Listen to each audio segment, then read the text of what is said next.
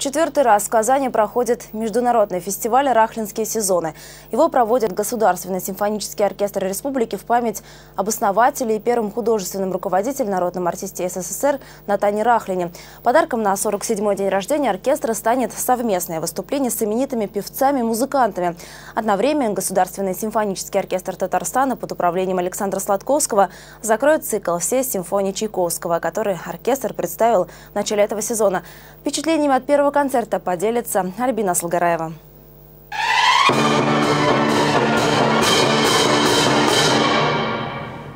Каждый фестиваль – это возвращение в первую очередь к персоне маэстро Натана Рахлина. В 1967 году он возглавил Государственный симфонический оркестр Республики. Сегодня, спустя 47 лет, в зале и те, кто играл в первом составе под управлением самого Рахлина. Он был очень такой трепетный дирижер, всех любил. И хотя у него были очень интересные такие взгляды, у него были вот такие глаза, и он видел всех называл деточками. Народная артистка Люция Исмагилова в оркестре Натана Рахлина не играла, но помнит его хорошо. Романтик, гений и виртуоз. Он обожал своих музыкантов и всегда дирижировал наизусть партитуры, не ставил даже партитуры, особенно музыку Чайковского.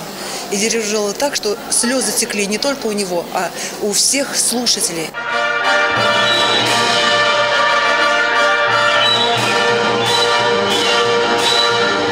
Вернули сегодня зрители к великим произведениям. Впервые в Большом концертном зале Казани исполнили музыкальную картину «Иванова ночь на Лысой горе» в редакции Мусоргского. Обычно эта композиция звучит в оркестровке Римского-Корсакова. Она очень красивая, она очень такая причесанная. А вот Мусоргский, какой он был неистовый совершенно человек. Он был совершенно безбашенный, говоря русским языком сегодняшним, понимаете? И то, что он написал, кажется, что вроде бы что-то там не то. На самом деле это абсолютный шедевр, который просто редко исполняется.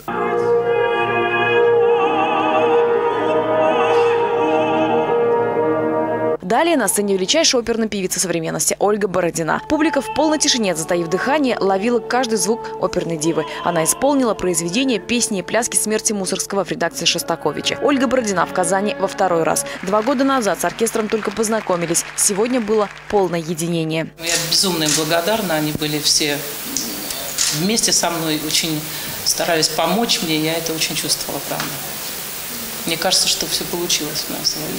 В рамках рахлинских сезонов пройдет еще 2 концерта. 19 апреля перед казанской публикой выступит русский Паганини Вадим Репин и прозвучит 5-я симфония Чайковского. Последний день фестиваля также подарит сюрпризы. Во-первых, можно будет послушать Мишу Майского. Это единственный виолончелист, который имел честь учиться у Мстислава Ростроповича. Финальным аккордом станет 6-я симфония Чайковского, которая так вдохновляла маэстро Натана Рахлина.